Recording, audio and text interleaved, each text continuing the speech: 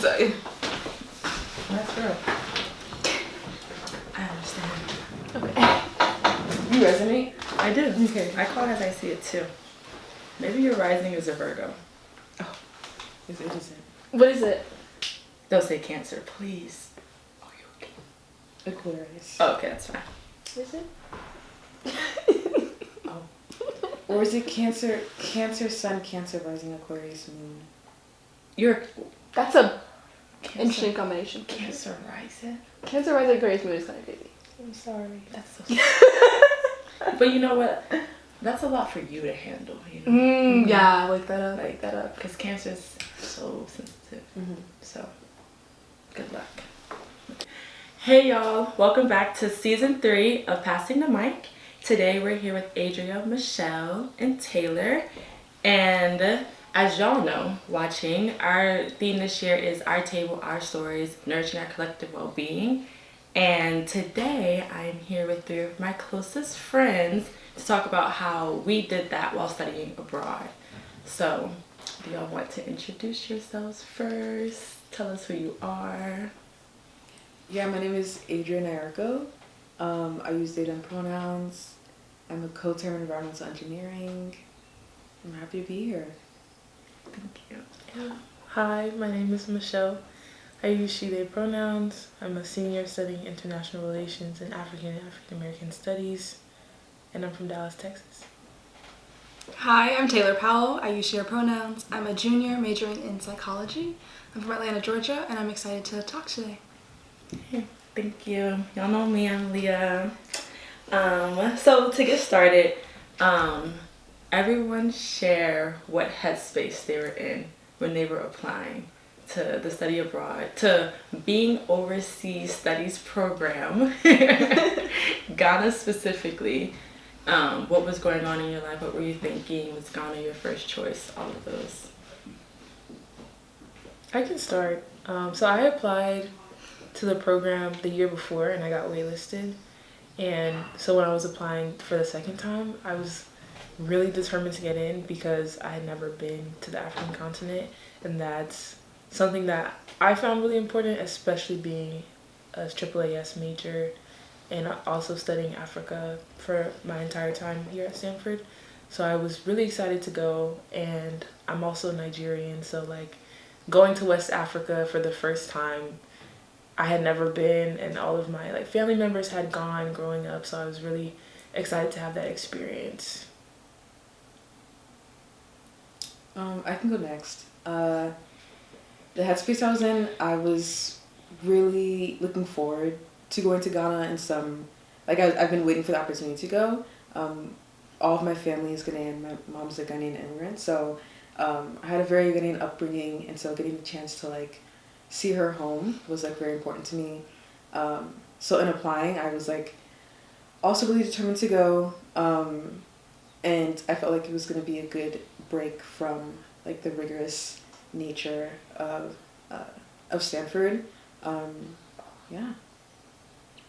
Yeah, I feel like for me, I had always wanted to go to the continent, and I was really excited to have the opportunity to do that. And I also was, like, I knew coming to Stanford I wanted to study abroad. Like, that's partially why I chose Stanford, is because of their study abroad program. But I remember my headspace in particular, I was kind of just like, why not? I think I was really nervous, but I kind of just felt compelled to apply and try it. I thought it'd be really important for me to do this new thing that I hadn't done before by myself. I didn't know any friends going. So yeah, I found out Liyah was going later, which was really exciting, but when I first applied, I didn't know that anyone that I knew was going, so I kind of just decided to go for it. I'm really glad that I did. On that note of not knowing if anyone was going, is that a bonus for y'all when like studying abroad? Do you want to have people there, or do you want to go by yourself? At least at that time. I would prefer to go by myself.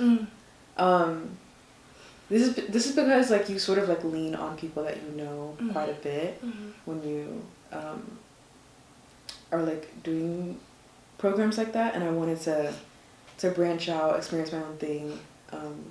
Yeah. I personally would have liked to have some friends, but I think it worked out because I made some really good friends on the trip, and I don't know that I would have been more flexible in creating new friendships if I had some people on the trip that I was already close with.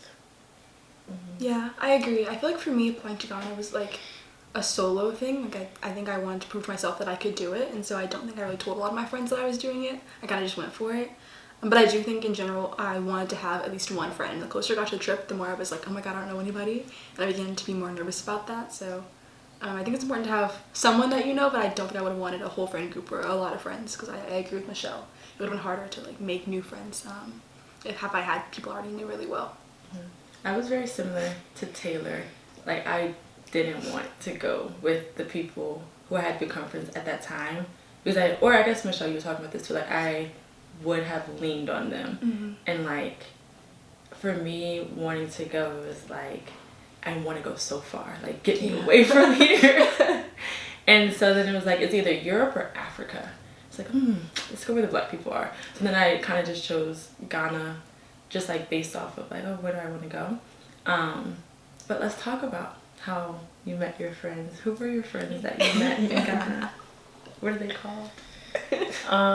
So yeah, I met some of the people sitting right here. Missing one, love you, Josie. Yeah, shout out Josie.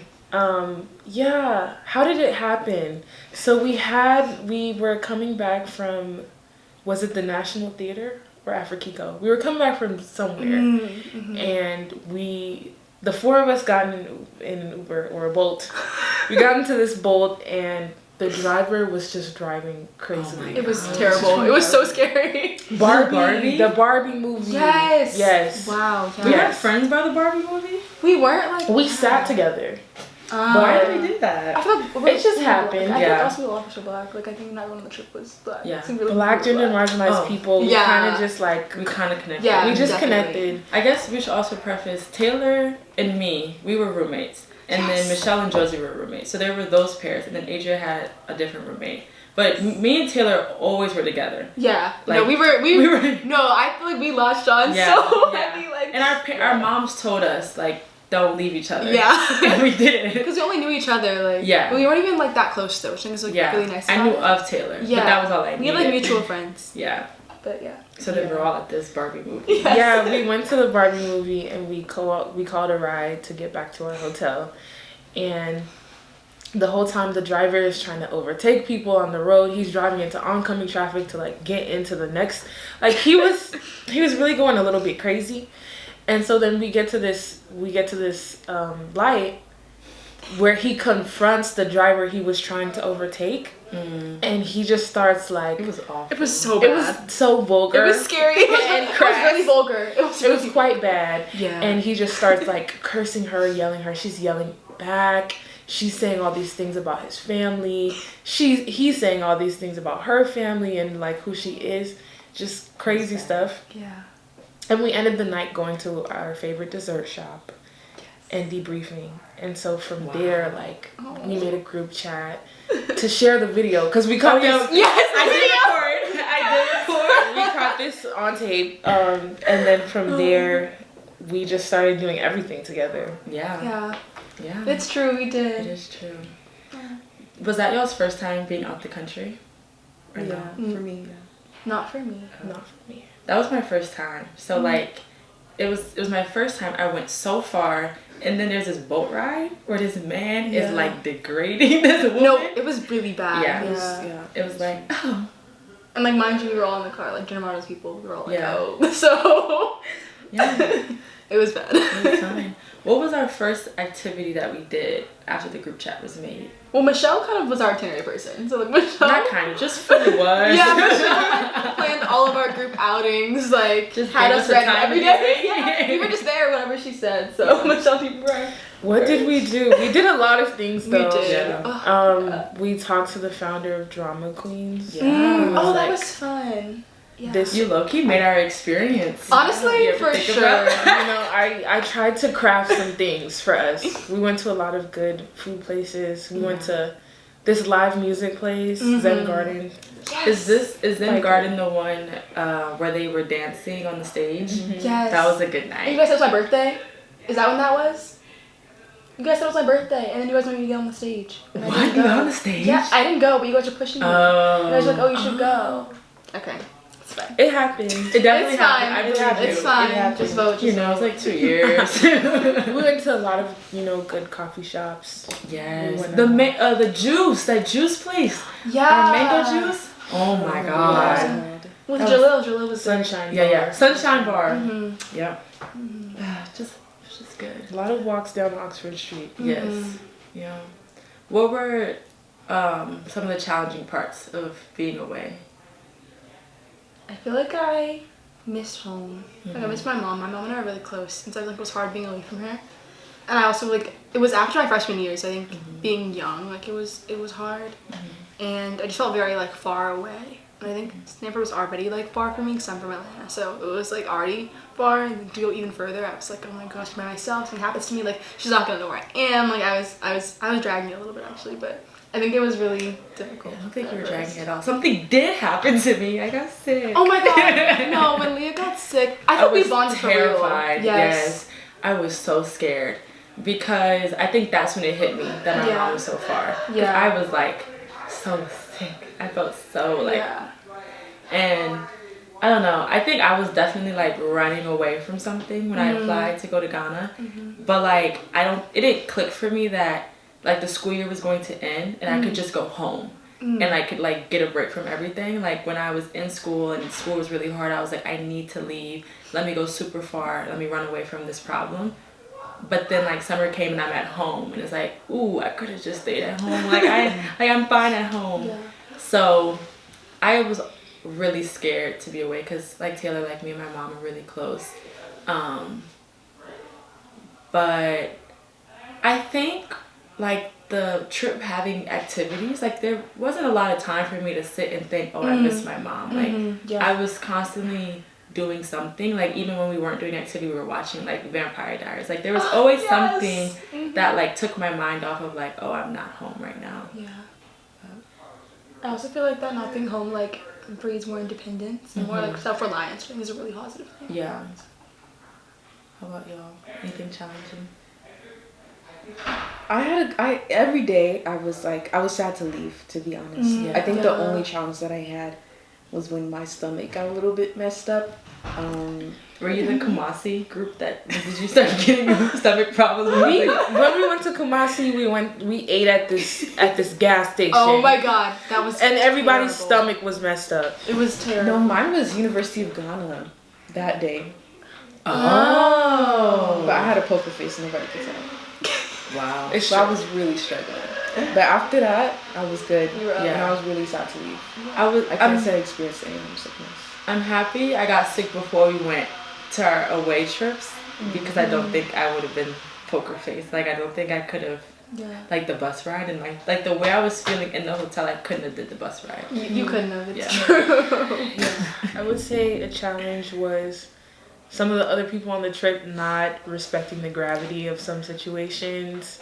I think, at least for me and for a lot of us, it was such a big thing to be going to Ghana, visiting these castles, and just engaging with the culture in a way that I think other people took it for granted and didn't really respect the things that we were doing. So I guess trying to engage with them and we're still in this program together, so trying to balance that, but it was also really frustrating to see, I don't know, the ways they kind of just disrespected people and why are you taking pictures of kids?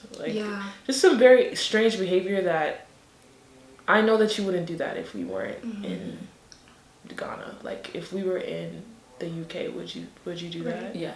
So just, I don't know, sometimes people not having the same level of respect for the places that we were going and the things that we were doing. And I feel that also made us closer because we really talked about that amongst ourselves and we were how do we feel about this, especially with being Black on this trip. I think it really made a difference in how we interacted with Ghana. I think like you were saying, and just people in the space. I think it was hard to have people not necessarily respect the way that we were processing our trip. I think because I think it was deeper than just a study abroad program for us. Even if we all viewed it differently, felt differently about it, and we're going for our own reasons. It was never just oh, we're going abroad and that's fun. It wasn't that for me, at least. I know it wasn't like that for you all either. it was much, much deeper than that. So to have people who like, you felt like were only there just to get a trip, like, was definitely hard. Yeah. Were there any culture shocks for y'all? I mean, yeah. I think I talk about this a lot actually, but I think for me, like, being Black in America, I think I'm quite used to being marginalized. But I think in Ghana, like, I was treated like I had a certain level of privilege, which I think caused me to look inward at the privileges that I do have as an American and as a U.S. citizen. I think that was really, really important for me, just in terms of my personal growth and like becoming a more like aware person. But yeah, I think it was very shocking to like be seen as so like American, and like that's not inaccurate. Like that's like what I am. But I think to have that be one of my main identifiers is really interesting because that's not my experience in any other place in my life. So. Yeah. No, it was. I agree with that. It was. I'm just gonna wait for them to start talking. Can I tell them? I think it'll be loud, but okay. But I don't want to be rude. But Culture shock. yes. No, Taylor, very similar. Because when I think of myself, I don't think of myself as American. Like, I think of myself as like a Black person from Louisiana, a Black person from New Orleans, and so to be somewhere where like they see me as American first is like, okay, cool. I remember talking, Jesus, to my family, like telling them I'm going to Ghana, and most of them like had never really gone out the country. One, not too far out the south, and definitely not like to Africa or like West Africa, and so they definitely had their perceptions of what I was going to experience. And I think like my family thought I would have a harder time like adjusting to like not having some of like the more easily accessible things. But for me, like, I don't know, like the pace of life being different wasn't that shocking to me. Like it wasn't like, you know how some people go abroad and it's like, this made me feel so grateful for what I have at home. Yeah. Like I didn't have that feeling of like, this makes me feel more grateful. Because for me that feels like what are you saying about the place that you're in? I don't know. I think because I didn't grow up like with a bunch of money, like I didn't grow up rich. I didn't grow up like, I don't know, like in that way. So being out of like the context of America and being in a different country that isn't like a dominating capitalist society like the United States, it wasn't that hard to adjust because I don't feel like I'm one of the breadwinners of the United States. So for me, like that wasn't a huge culture shock, but I think like being referred to as American and being seen as having way more money or way more privilege and not necessarily, I guess, accept having was interesting. I think for me, it was less of a culture shock, but more of like, I think a lot of the mannerisms that my mom had growing up, the sayings that she had, just the way that she held herself, I think I had attributed a lot of those to being like, oh, like that's like that's my mom, a mom thing. And then like after going to Ghana, I was like, oh, she's just the Ghana girl. Like, that's just her. And like to realize that like that like was something that I could experience everywhere. I felt, grateful for the things I had at home in a different way. I'm like, oh, I feel so grateful to be able to go home and get a piece of this, even though we're so far away. So yeah, to me, it felt very like, it felt like home. Like it felt very comforting. I think there was like so many things that I recognized as like being very like familiar, and that to me made me feel even more like secure in my identity. Yeah, and I do sometimes I think about the idea of like if I had grown up there instead of here, how my life would have been different. And I just feel very grateful for my mom to have not like kept us away from her culture in any capacity growing up. So I feel very grateful to her for like the amount of pieces of Ghanaian culture that she integrated into our upbringing, such that it made me feel so welcome and at home when I went to Ghana for the first time. I really agree with Adria. I had a similar experience. Just the fact that Nigeria and Ghana were both colonized by the British, so they have very similar cultures. And I grew up really surrounded by Nigerian culture with my parents and just my family. So going to Ghana and seeing it live and in stereo was great. And it just, I don't know, it made me put into practice a lot of the things that I've learned being in my family. And like, for example, going to the market and haggling, like my mom tries to haggle at Walmart. Like she tries to haggle no matter where she goes. So seeing that from her and then actually trying to do it in the market was, I don't know, it was such an experience. And just seeing like the different connections between our two different countries and how they're so similar. Yeah, so I didn't really I felt like more, not a culture shock, but like Adria was saying, I just felt like this is just something else that I know about and I'm getting to experience. Taylor, for you, from Atlanta, Georgia, what was it like to be Black, but like to be a different type of Black, but like, you come from a super Black place already, Yeah. and then you went to a super Black place, but it's like a completely different Black place. Yeah. How did you navigate that? Actually, I think I saw more similarities than I thought I would. Like, I do think that there was something like the culture shock piece, but I think community and like desire for community is a Black thing across the board, like across the diaspora. And so because of that, like I saw a sense of like community building that I would see in the South as well, like a sense of hospitality or a sense of just like looking out for one another. I think it's beautiful that I could see that no matter where I am, people are Black, like in those spaces. I really value that experience. And I do think it was a different kind of community. Like I think because the US in general is very individualistic and less collaborative overall, just like, and I think Stanford is also like that. So I think the community is different because I think in Ghana it was like we help each other and we also kind of have to like all work together. Whereas I think in the South it doesn't always feel like we have to. People still do. But I think it was nice to see community and hospitality still be present in those two places, even though they're very different. And so I think in that way, like it did feel more like home. Yeah. Which I appreciated. Yeah. Like what you were saying, seeing the differences the similarities between Atlanta and Ghana, like I felt that way with New Orleans and Ghana, like the way people interact with each other, the way people talk. Obviously, it may be a different language or it may be a different culture, but how they're practicing it felt very similar to what I would see in New Orleans. And so being so far wasn't the hardest thing ever because I was used to Black people being like this. And that was really cool to see, like the connections across the diaspora.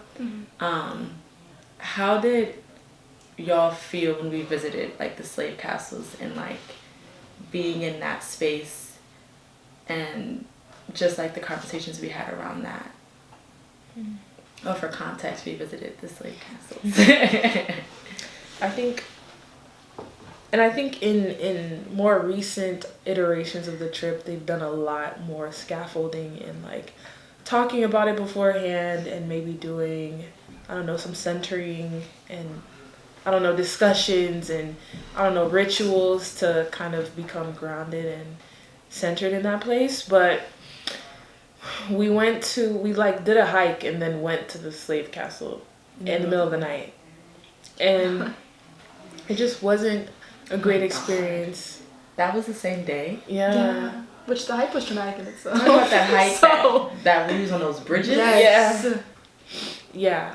So I think in that sense it was a little hard to connect as much as I would have wanted to with the gravity of what we were experiencing.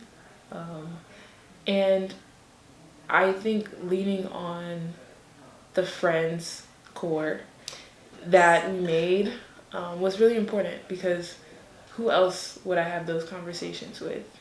I feel like a lot of people on the trip didn't want to feel the gravity of the situation or they didn't want to talk about it. But I knew that if I wanted to talk about it, if I needed a space to debrief, like right after me and Josie, we came back and we were in our hotel room, we just talked about it and it felt really good. And I know that I don't think that I could have had that experience if I didn't make the friends that I made. Yeah, I agree with that for sure. I think for me, like, it felt very emotional. I knew that it would feel emotional. I think what made that hard, though, is that I think because there didn't feel like there was as much, like, centering and having everyone have the same mindset going into visiting the castles, felt like everyone else wasn't on the same page. I think that felt very disrespectful in the moment. Like, I knew that I was really sitting and processing, reckoning with these things, and to have people next to me, like, laughing or taking pictures was really disrespectful in my opinion.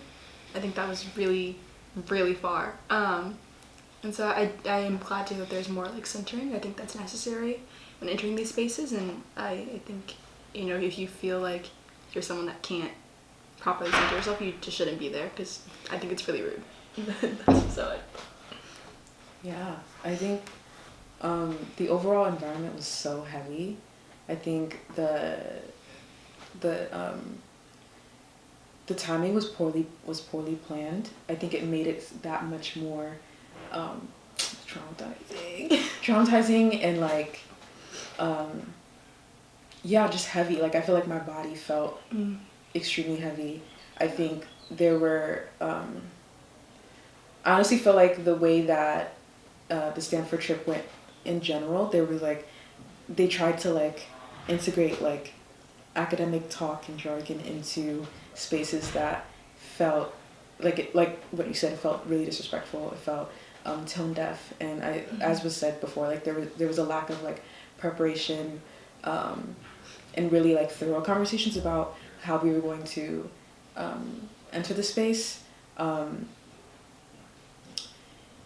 Yeah, and I think in general wouldn't have had my first time go like that for sure. But since then, and going back to Ghana, I think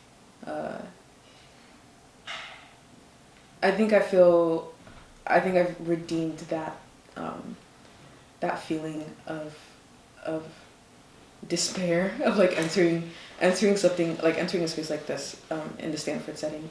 I'm able to redeem that, so that for that I'm grateful. It was also interesting because, like, you know, they're selling things like there's a gift shop at the slave castles. So like for me, it was so weird that it was like a site of tourism. And I guess I have like mixed feelings because I think there's benefits, like me as like a Black American person being a tourist in Ghana, being able to go visit that. But I don't know, there was parts where like people were like taking a picture of the beach, you know, like we're not here for the beach. And then I forgot we did the hike. Oh my God, right before. Yeah, I think I would have liked for us to have more of a conversation of like the disconnect between like the people who were traded across the Atlantic and the people who weren't, because I didn't know that like the way we're getting taught on like between like Black American history and then like West African history, like what people in Ghana are learning, like they're not merging it, like because I've thought about it, like I don't know what happened in Ghana to the people who didn't get traded. I only know about the American side, but they also like they don't know about the American side. So I think not kind of having, I don't know if like a lesson, I don't know what could have been done before like that scaffolding, but something before, so that, because we had people who were, we had Ghanaian students too. They went to like the University of Ghana, I think. They were also on the trip. So it's like, it's all these different identities coming into this one place that kind of has like a connecting thread between all of us, but we didn't really talk about it that much. And the way that like when you went back to Ghana, you kind of had that feeling like validated better than when you first went. For me, it was reading like Homegoing after the trip and reading the parts of the novel where the characters are at the slave castle, and like me like reading it and then being like jolted back to when I was in it. Like I was grateful to have actually had visited the slave castles while reading that book, and then I think that's when I got the feeling that I was searching for when we went on the trip, but it came from like reading the book instead of like the actual trip. But I think one of y'all mentioned this with like Stanford kind of bringing it in too academic sometimes with conversations that didn't necessarily need that. How do you feel like the community, like core, compares to like when we were in Ghana versus being at Stanford? And then even also like community that you witnessed in Ghana versus the communities that we exist in while at Stanford. How are those two things comparing? Yeah, I feel like Stanford has more, like as of late, more and more, but I think it's always felt like a very like every man for themselves kind of place. I think it feels like people are looking out for themselves and trying to get what they can out of being here, but also out of like each other in a way that feels transactional oftentimes. And I did not feel that way in Ghana. I felt like, especially not with core, like I think I felt like people were invested in one another and invested in experiences in a really beautiful and meaningful way. And it didn't feel transactional. It felt like a sharing of experiences and a sharing of like culture, and it felt very collaborative. And I miss that so often, I think, being here, because you can just feel people looking out for themselves and people wanting to be on their own journeys and focusing on what they're doing so much and so frequently. And I think that just makes Stanford feel more suffocating and more like it makes it a harder place to be at. Yeah, I think the experience of finding core should definitely be something that I hope everyone experiences, just because, like you were saying, Taylor, there isn't that much community at Stanford. Like, you really have to go and look for it and cultivate it yourself, especially in Black spaces. Like, we already don't have enough. So you have to like enter those spaces and then try to find your people and find your niche, which I think a lot of the smaller communities are shrinking, especially as they're admitting less Black students, and all the community centers are like kind of in danger, and like there's just so many other things to consider that have halted, I think, community building. Me and Adria were talking about this, but I feel like right after COVID, everybody was so eager to find community and find people. So like my freshman year, at all of these events that people would throw, there would be so many people, and like everybody wanted to talk to everybody, and it was just a very different feeling than it is now. I feel like now people are taking the different community aspects for granted and are like just trying to do their own thing now, whereas it used to be something that was really important to almost everyone you meet. Is like, oh, I'm going to this, or do you want to come with me? Like, there was just definitely a different feeling of community at Stanford that I think is kind of being lost. But personally, I'm grateful for the people that I've met and the communities that I've built for myself, and I think that is what makes people Stanford experience what it is. It's like finding those spaces in those communities, and everyone just has to do it for themselves at this point.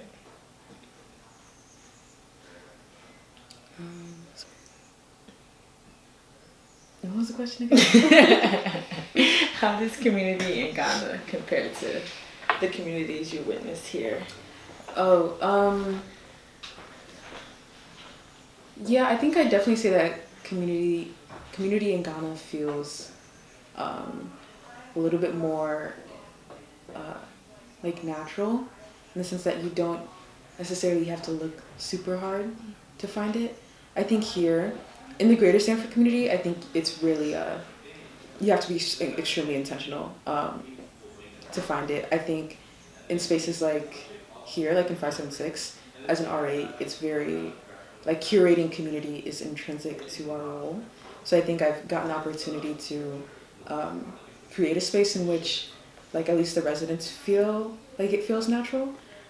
So in a way, I think I've been able to pull threads of community building from that I witnessed in Ghana into like how we build community here, how we build community care, especially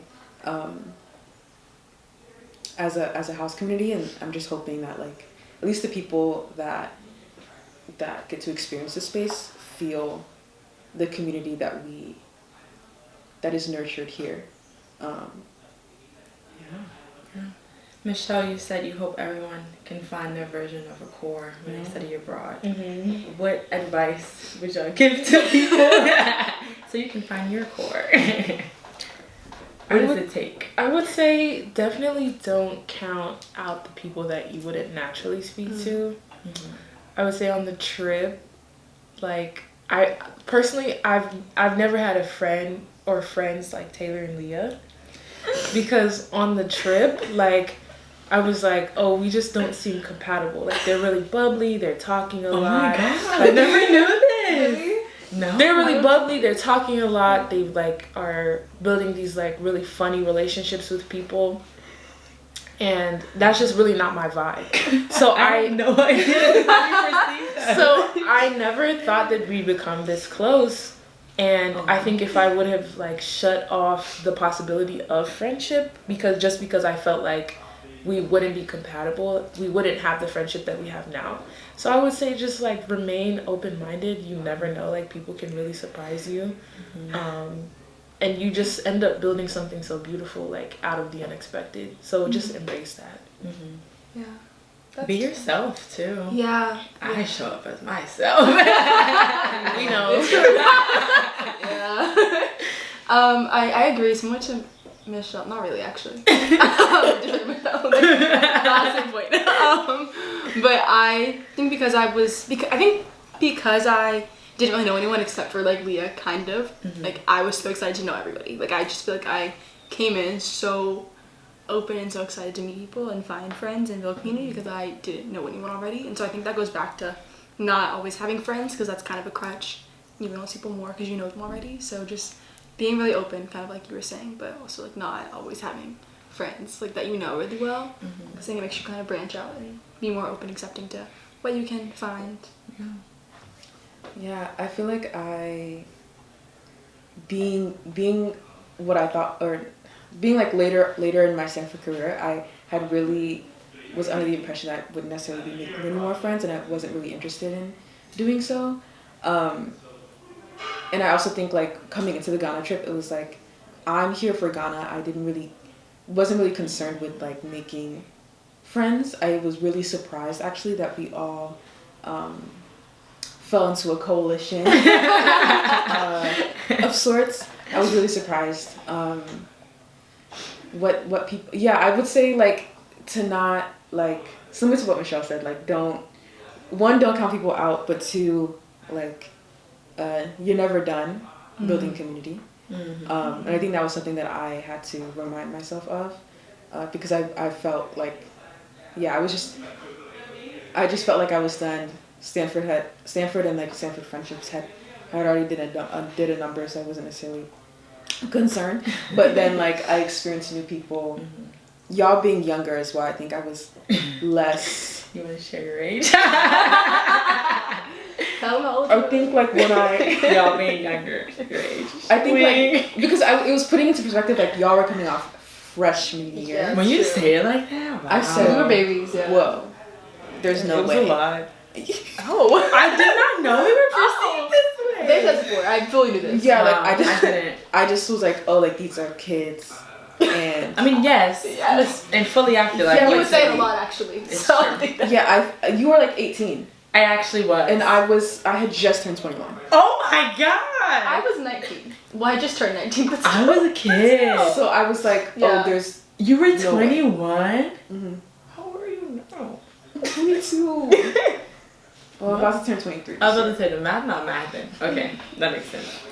Wow. But yeah, that age gap is small in like number, But it's huge, but it's in huge college years. It's huge in college years. It's huge in experience. It's true. Especially in college. So I was like, there's no way.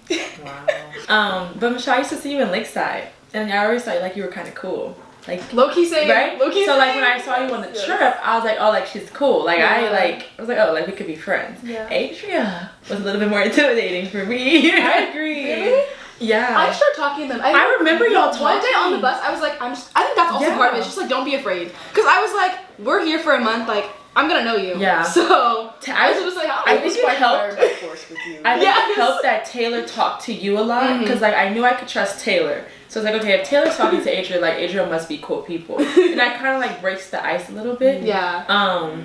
And like I think like what's so surprising is like Adria loves Ariana Grande as much as I do. Like I think once I knew that, I was like, That was Once we had that, like I feel like relaxed after that. Yeah. But I don't know. I think I think the way that your experience with Stanford and Stanford friendships had made you want to close off, that made me want to open up more. But I think it's like the places in school being different. Like finishing my freshman year, and like I had some friends, but like I think the expectation of the type of friendships I thought I would have, I didn't have. And so I was hoping like when I go to Ghana, like I would find what I was looking for, and I did. But I found it in like a completely unexpected way. Like you just blink, and all of a sudden, like I have 4 new friends, and like they're my besties, you know. But super grateful for that. I think my piece of advice would be like to reciprocate what people are giving you. Like I think all of y'all like showed me that you were trying to be my friend, and so obviously like return that. Like it'd be like Michelle plans like an itinerary, like we would be so rude to not come, you know, like that would be like she's doing, like you could do that by yourself, you know. Or I think I know what did it for me when I was sick, and Michelle texted me and was like, hey, like you okay? And I think this was before core, like we weren't even friends yet. I was like, oh my god, there's someone looking out for me. Well, obviously Taylor was too, but like someone else. Like it makes sense that Taylor was checking on me, but like Michelle, you didn't know me, and you still did that. And so it was like little moments where it's like, oh, like these are people that I want to show them, like, oh, I really want to be your friend too. Yeah, that's a good point. I do think everyone was receptive to like me being like, oh, let's be friends. So I think that helped a lot. Yeah. How has it been carrying core back to Stanford? I think it's been pretty good. Yeah. I think we've really kept up the same level of intentionality that you were talking about. And really just making time to see each other. I feel like out of all of my friend groups, like this is the friend group that I see the most, because we're all trying to make it work. Yeah.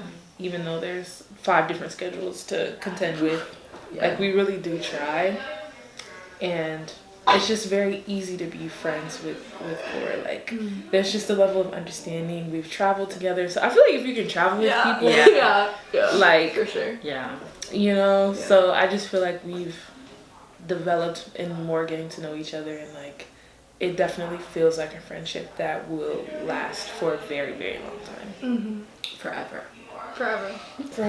I also feel like it helps that not everyone in core is in my year. And I think when people are in your year, it's like everyone knows everyone, and so it's hard to be like, here's what I'm going through, like, because everyone knows everyone. So I think with core, it just feels like it feels like a very safe space to be like, here's how I feel, like I just candidly, this is how I'm feeling, this is what I'm experiencing, and like not feel judged in that space, and not feel like they're gonna like judge what I'm feeling or what I'm going through. I think it feels like a very safe environment, and I do think it's a lot of intentionality, like you said, and people really do try to make it work. We also, like, if we can't see each other, we're gonna text. Like, we're gonna talk. Oh, we talk every day. We talk every day. We've talked every day since Ghana. Every day since Ghana, we've talked. I think that's so beautiful. That's amazing. It's so beautiful. Every day. Yeah. Even if it's just like a good morning. Just, like, anything. Like, sometimes that's, like, the only, like, rise and grind. Yes. But, like, we all talk to each other. Yeah. And I think that really, we see each other, like, out the hall, so, like, just anywhere. Like, it's like, oh my god, hey, like, guess what I saw today? And it's just so beautiful to feel like that community that we found in Ghana is still present, especially at Stanford, where it feels like sometimes a place that is against community. So I'd say that I agree. Like, I appreciate that everyone's in different years. I think people in my year are really tired, and we don't really talk about, like, we don't really have fun in the same way that you guys do. I think there's very much like everyone's really tired. The light in our eyes has died a little bit, and I think in being friends with Core since the beginning, I think I remember talking about Core to other people, being like, oh yeah, they're so positive, and like they like want encourage everyone to do things. I think especially like in the age that I'm at now, with the group of people in the same age group, where all my age mates, we're very much in a, you know, Stanford's almost done, so, you know, just let it go, move on, or, you know, I think, you know what I'm saying. So I feel like I appreciate the way that Core has really encouraged me to, like, try new things, push forward. I think there's a lot of I think I've experienced a lot of growth being friends with Core for the past almost 2 years now. there's also a commitment within the group to talk to each other separately, if that makes sense. I think we all each have our own relationships with each other. And that was something that I was concerned about, at least like for the longevity of our group, like in the early on, of like, how do we each also have our own relationships with each other? What does that look like? And how does that contribute to a stronger whole? I think all of us talk to each other about anything, and also being in different age groups, like we can give good advice, support each other in many ways, which I think is conducive to a forever long friendship for sure. I agree. Core has taught me how I want my friend group to look, because Stanford was the first time where I was in friend groups where I wasn't close with everyone, and that was really hard for me to navigate.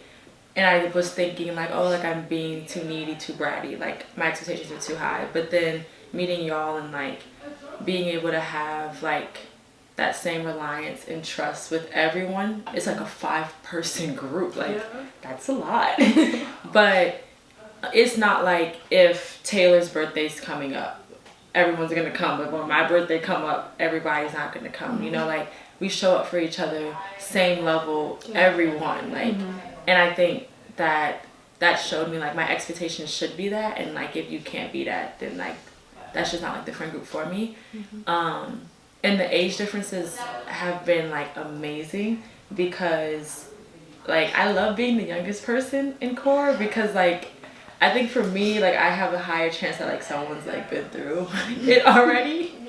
And that's like consistently pretty much happened. Like I don't know, when y'all graduate, like when me and Taylor hit that same like life crisis, like y'all had just did it. So like we got some, whereas like right now when the group chat is like talking about post grad, I shut up, I have no idea what it is. Sorry. But when it's our turn, you know, it won't be that way. And like I think with Josie, Michelle, and Adria, y'all have experienced like some of the things that just happen at Stanford that everyone kind of goes through before, like me and Taylor already. So when I do go through those things and like I ask for advice, like I'm amazed by like how beautiful and like accurate that advice is. But it's like, oh, like they probably went through this. And sometimes even just telling myself like, you know, I know that so and so went through this, and if they could get up and do it, like I could get up and do it too. And that really like will get me out of the bed sometimes. And so I don't know, that's like one thing like I'm really grateful for. But like final 2 questions. Besides core, what was your favorite part of studying abroad, and like what makes that experience unique than maybe traveling in a different time in life? I think the fact that it was fully funded. It really helped. It really does like, help the vibe, yeah. For like sure. if I could go back, I would do a quarter-length study abroad program somewhere, because the resources that Stanford has is actually really impressive, and you can get Stanford to pay for almost anything if you know what to apply for and who to talk to.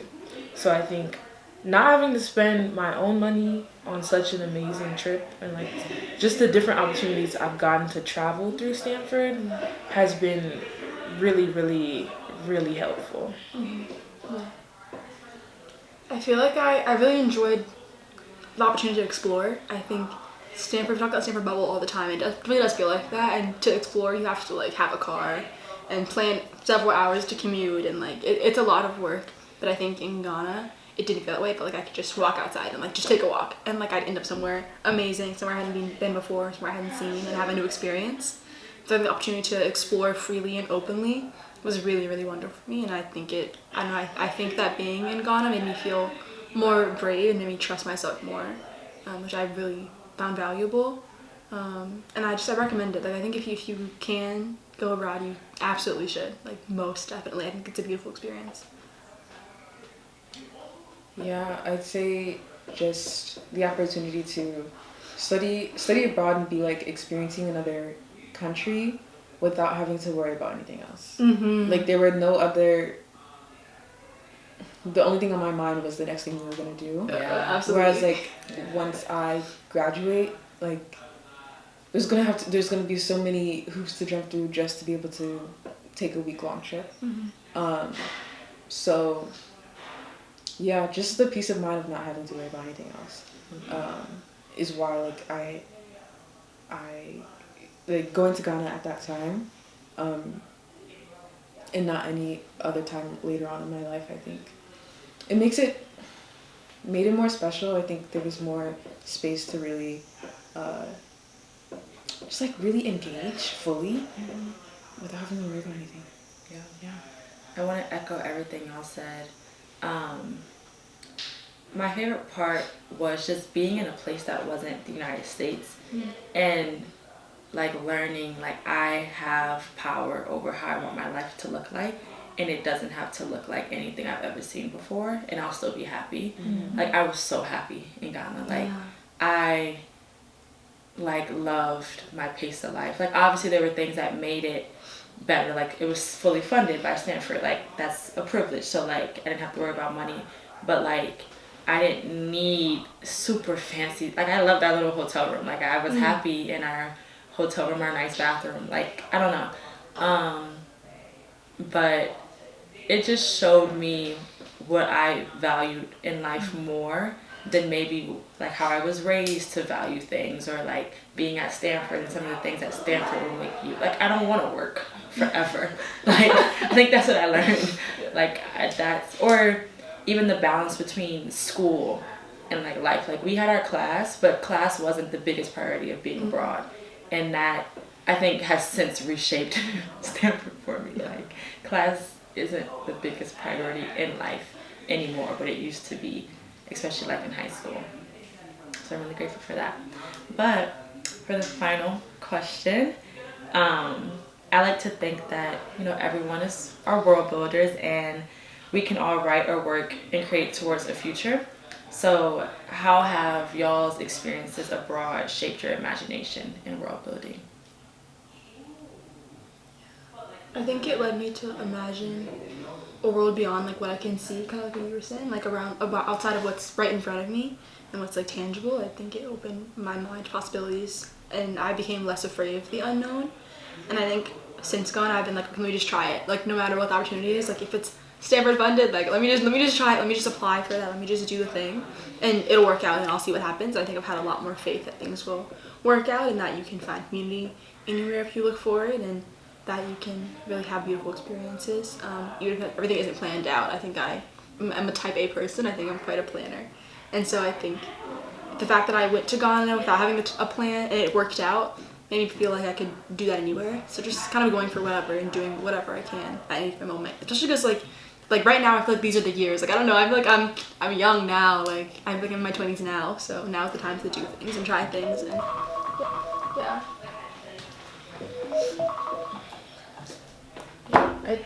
The way that I see it is going to Ghana really opened up a different creative side of me, and I draw on that experience a lot in my art practice.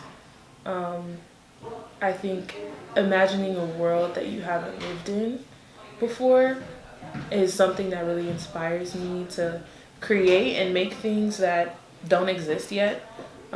So I think the experience just like opened my eyes a lot to the different possibilities for like a life well lived, and what that could look like for me. So it really rooted the purpose for, or like the reason why I chose the career that I did.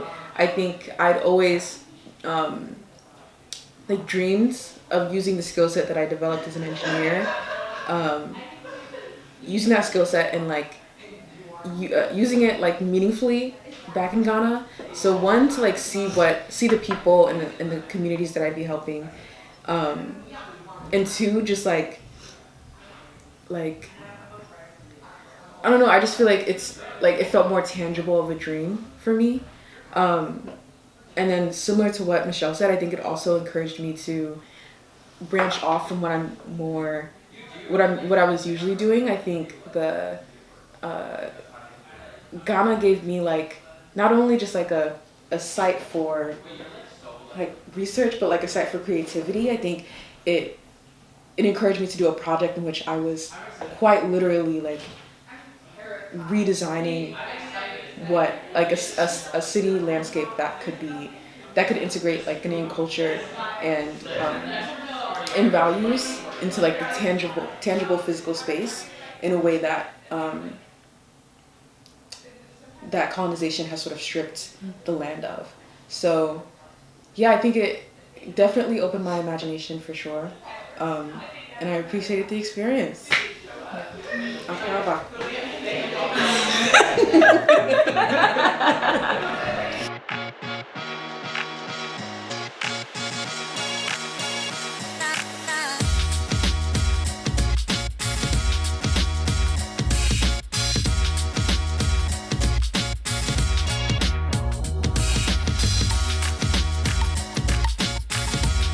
BC, SC, one love, one house.